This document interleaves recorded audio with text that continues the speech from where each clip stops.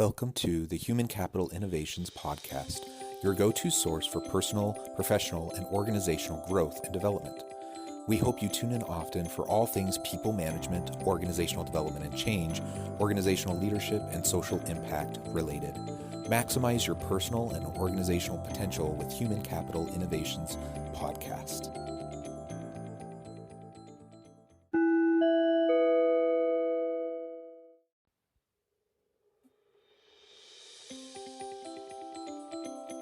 Welcome to the Human Capital Innovations Podcast.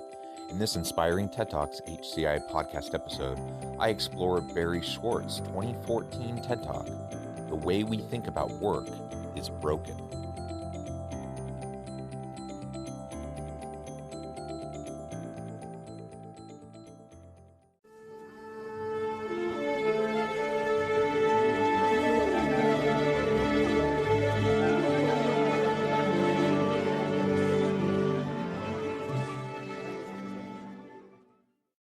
Welcome back to the Human Capital Innovations Podcast.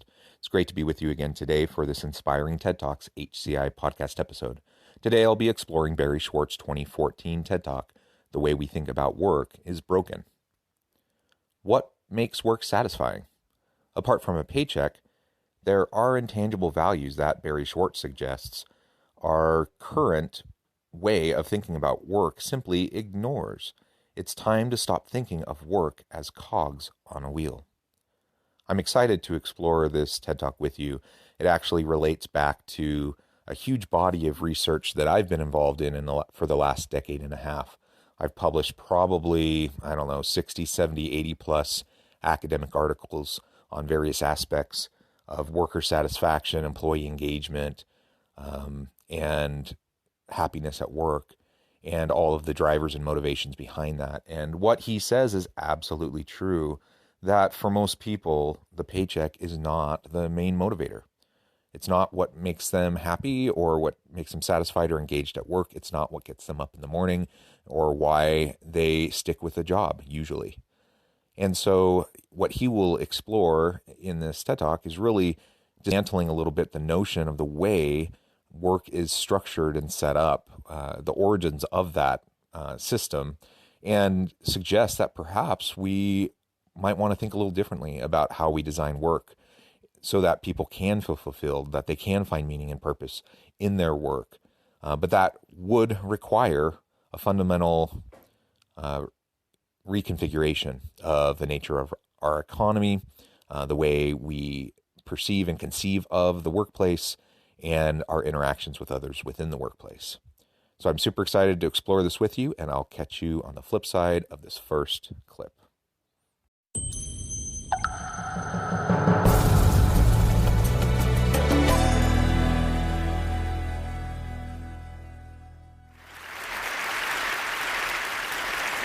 Today I'm going to talk about work.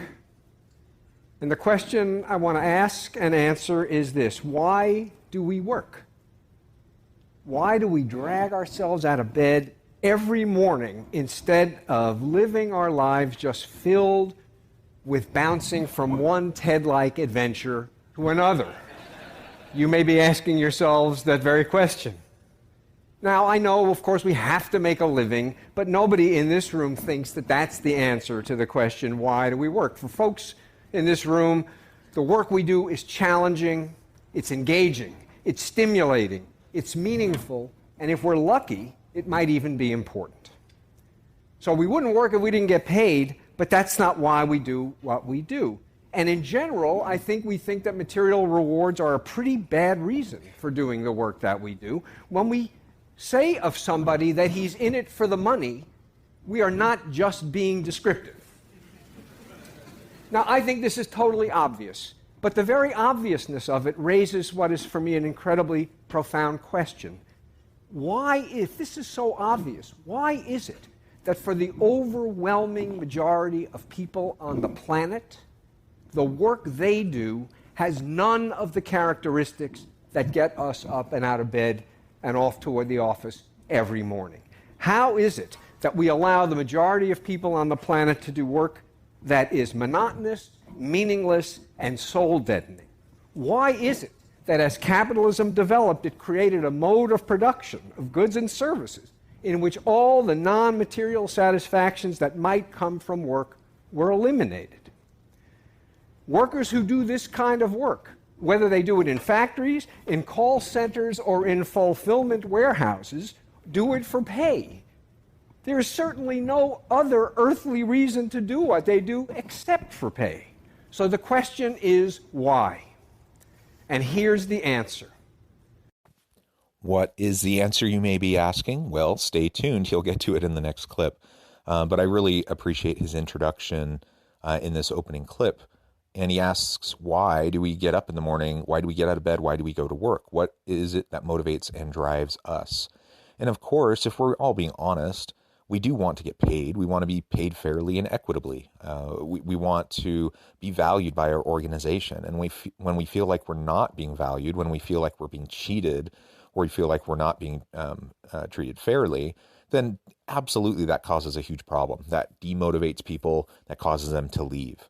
So pay needs to be there. But for people who have their basic needs met, people who have a roof over their head, they have food in their stomach, they're able to pay their medical bills. For people who have their basic financial needs met, pay isn't the number one factor that gets them up in the morning. And even for those who do get up in the morning just for the pay, he asks the question, is that appropriate? Like, is that the way it should be? That's not the way that jobs always were. There used to be intrinsic elements within the nature of the work that we do. Even the hardest blue collar manual work that people did, there was still intrinsic value and satisfaction that people could gain from it. But with the Industrial Revolution and the mechanization of labor and dividing into even a smaller and smaller subset of skills to perform a task that's one part of a whole, it sucked a lot of those intrinsic elements out of the work that people do. And so he asks the question, like, why? Why did we set it up that way? Why would any of us, probably any of you listening to this podcast, why would you want to get up in the morning to go work in a factory or at a call center or in a warehouse fulfillment center, or name any other mindless, soulless, kind of mentally draining kind of a job that might be out there?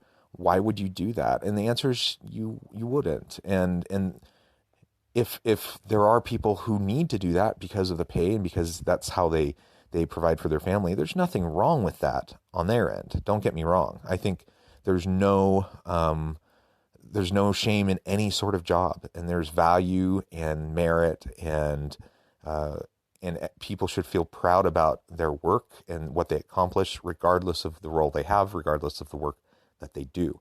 The critique here isn't on the individual who's working in that factory or in that call center. The critique is on those who have created and perpetuated the system that creates these jobs that are meaningless, purposeless, soulless, and just life-draining and intrinsic sucking types of mechanisms in our lives. Can we do it differently? And the answer is yes, absolutely we can do it differently.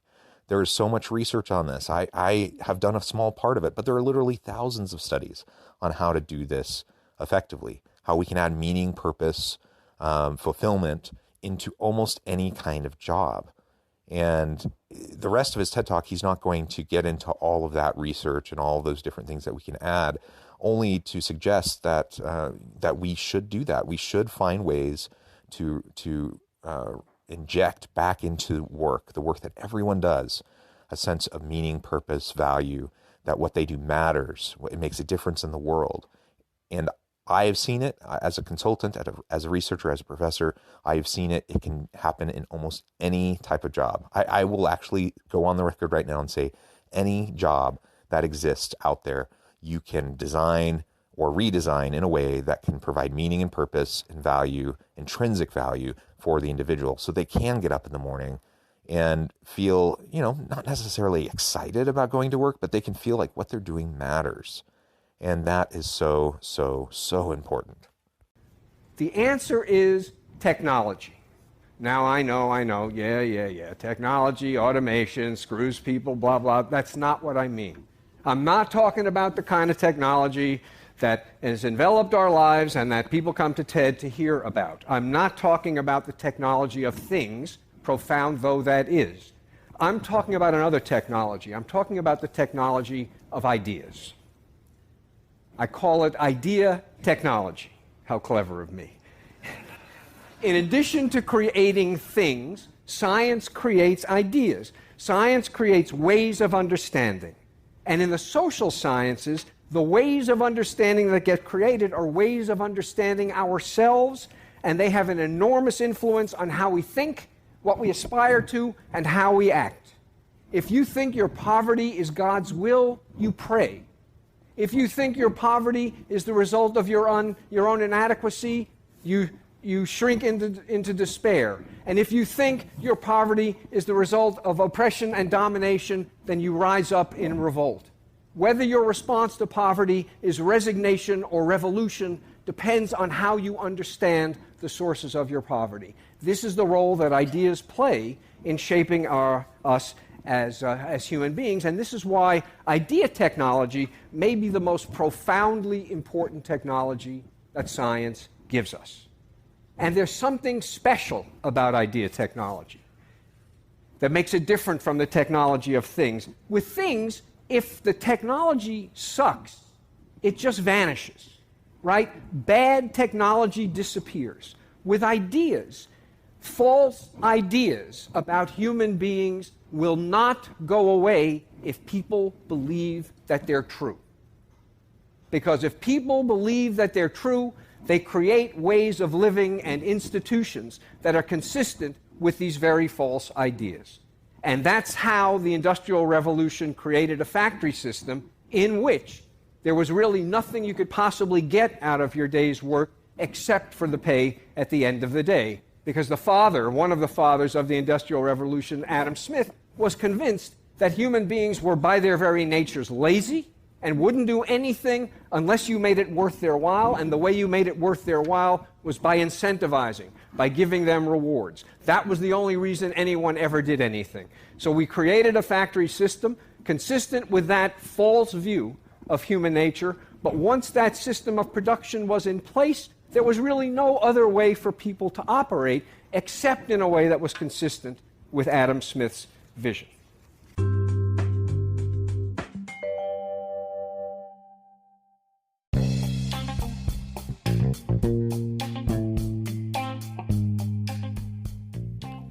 I'm excited to announce the publication of my new book from HCI Press, The Alchemy of Truly Remarkable Leadership: Ordinary, Everyday Actions That Produce Extraordinary Results. Consider how the nature of work has shifted over the past 50 years. With increased globalization, rapid technological advancement, and the shift in economic composition, the average job of today looks very different than the average job of 50 years ago. What will the jobs and organizations of tomorrow look like? Moreover, what does this all mean for organizational leaders? What are the core competencies and capabilities of organizations and their leadership that are prepared for continued disruption and geopolitical and socioeconomic shifts? Regardless of what the future holds, increasingly, leaders need to be socially minded, data-driven, decisive, champions of talent, and disruptors of the traditional notions of leadership, teams, organizations, and work.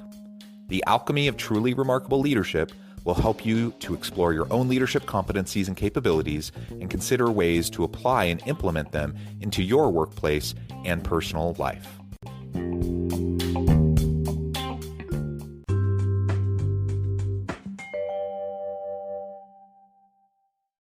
So his reading of Adam Smith in history is a tad different than mine, and I think he goes a little overboard on asserting or the assertions that he makes in relation to Adam Smith as one of the godfathers of the modern industrial revolution and factory work. He certainly contributed to the landscape of the ideas at the time that led into it, for sure. But that's not the point. That's not the point of this podcast, to debate Adam Smith. But his point about the idea technologies that come out and how ideas really, truly, in so many ways, impact human nature and the lives that we live. That is 100% true and so important for us to recognize. As he mentioned, with other forms of technology that creates objects, the technology is either valued and embraced or it's discarded and forgotten. It very quickly becomes obsolete and we don't pay attention to it anymore. But that's not the way it is with idea technology or new theories and thoughts and framings and paradigms. Once they start to take hold, it can be really difficult to eradicate bad ideas, bad narratives, unhealthy paradigms from the zeitgeist and from the broader social context and fabric of societies. And that's why we see the pervasiveness of so many negative ways of thinking. And there's usually some kernel of truth to any of these types of ideas, even conspiracy theories, and even some of the most damaging and negative types of ideas. But there's usually at least some kernel of truth to it at the core, and then it builds, and then it influences the lives of countless people, regardless of what the actual ongoing evidence says. That is problematic. And so we have to be very careful about the ideas that we spread, because ideas spread like a virus, and that can either be a positive thing if it's a truly healthy kind of a framing, but very often it can be incredibly negative. And we see that today just with the prevalence of fake news and deep fakes and the political strife and turmoil and everything like that. How does this all relate back to work? Well, he makes the argument that the Industrial Revolution started to break down the nature of work, the types of jobs that people had done previously, where they could see and pull out intrinsic value from the work that they do every day. They could see the contribution that they were making and how what they were doing was part of a bigger whole. We know from the research that that is incredibly important. But as you broke down the tasks that people needed to do into smaller and smaller little chunks and snippets, which happened in factory work, for example, then you just sucked all of that meaning out. And so, I mean, there's so much we could talk about and debate about in terms of the role of the Industrial Revolution, and time since then, and the role of technology, disruptive technologies, both idea technologies and objective technologies, the role of those on societies, on the human condition and such. Undoubtedly, there's a lot we could unpack there, but it is true. It's historically factual to suggest, as he is, that with the inception of the Industrial Revolution, that we started to see truly soul-crushing, soul-sucking work becoming more and more common. As he said in the first clip, I believe, the vast majority of human beings on this planet, in fact, do that soul-crushing type of work because they're just trying to survive. And so, of course, they're willing to do it because they need the pay to make a living so they can survive. But we've created conditions by which there's almost no possible way that they can get intrinsic value from the work that they do. And that is a huge problem.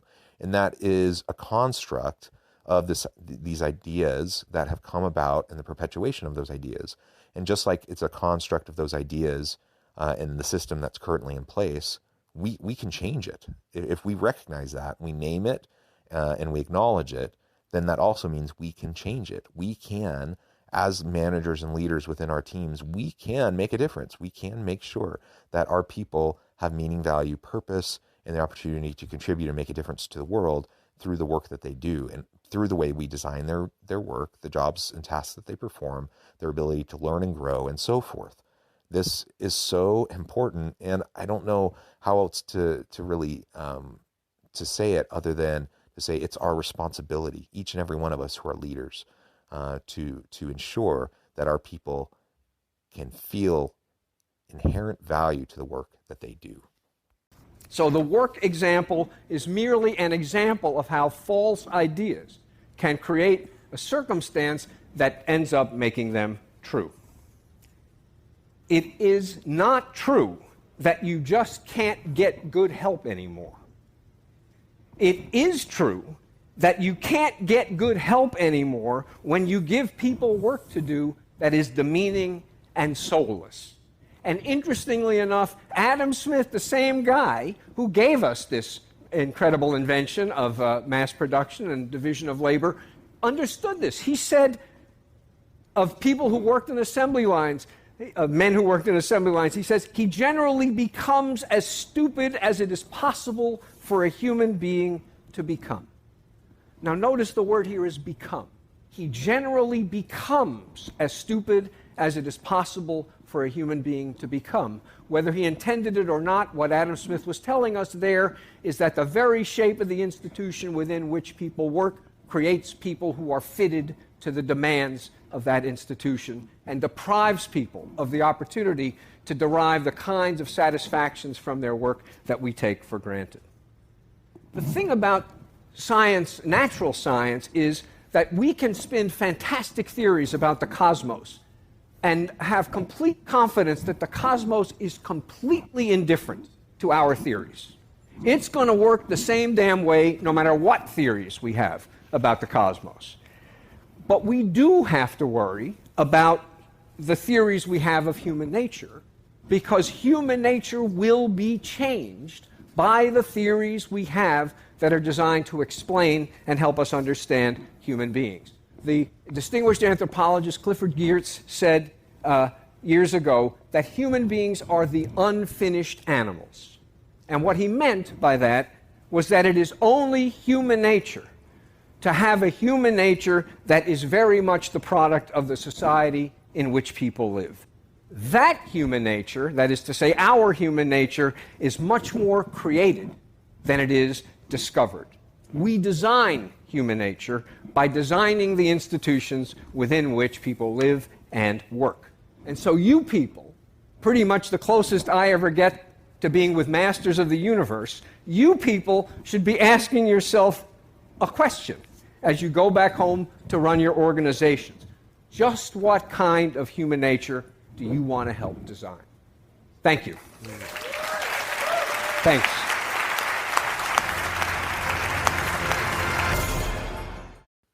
Such a powerful question. What kind of human nature do you want to help to design?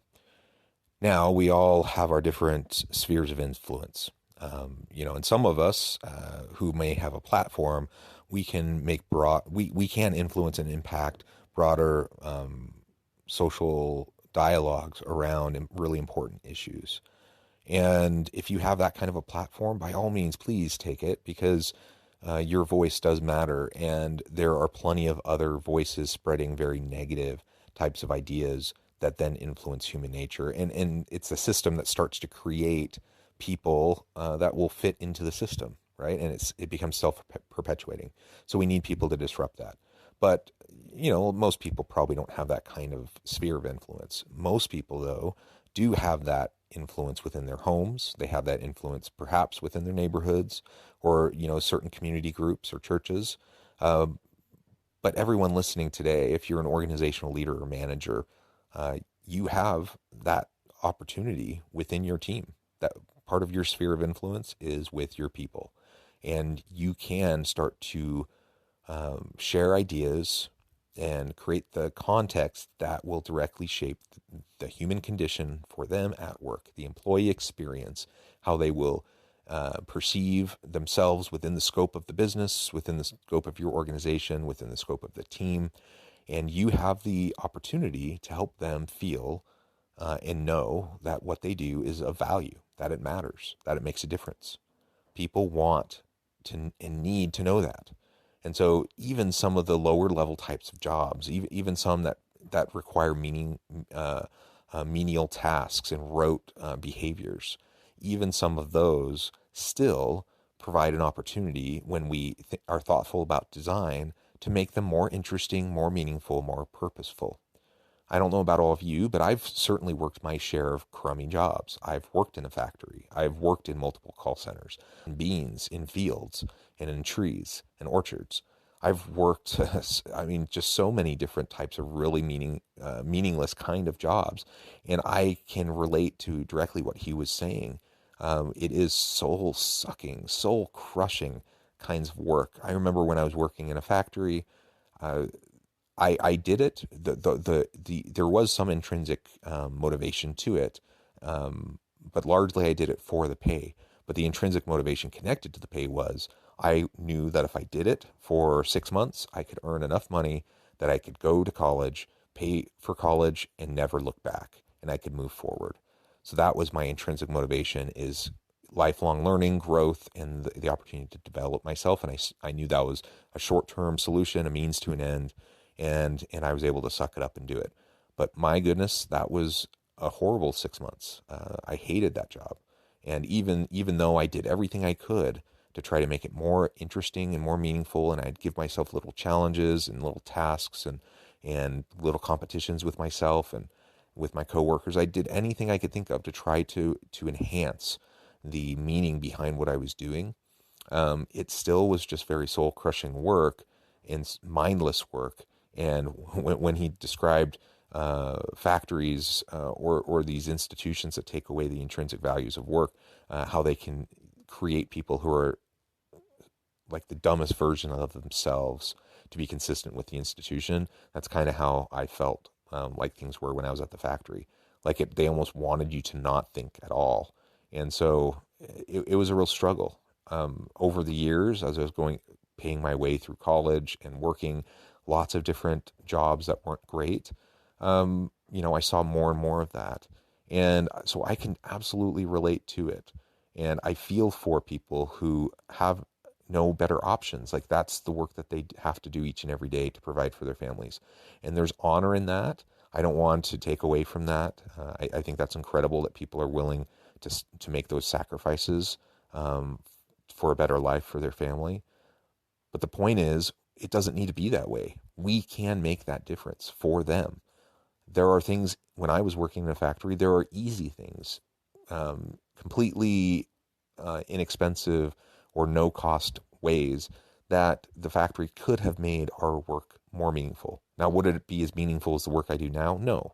But could it have been much more meaningful than the way it was? Absolutely. And so, let's be thoughtful. Let's be creative. Let's talk to our people. Let's find out what motivates them, what drives them, what's important to them. And then let's start to design work within our teams in ways that allow people to be creative, to be innovative, to leverage their natural skills and abilities to continually grow and learn and develop themselves, and to make a meaningful difference to the world around them. I believe we can do it. I encourage you all to think about that critically and thoughtfully, and figure out how you can do it. And if we can create that kind of an environment, we can influence the human condition for those people within our sphere of influence and make their lives at least a little bit better. Thank you for joining me for this episode of the Human Capital Innovations Podcast. As always, I hope you stay healthy and safe, that you can find meaning and purpose at work each and every day, and I hope you have a great week.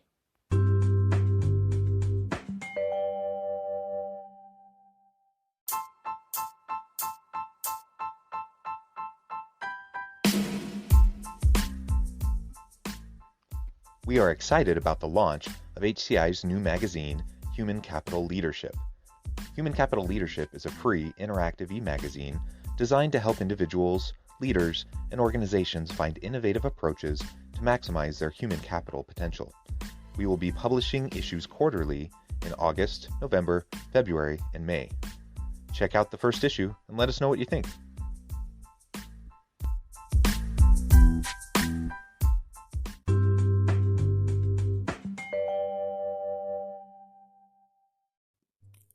Thanks again for joining us for this episode of the Human Capital Innovations Podcast. I hope you stay healthy and safe and that you have a great week.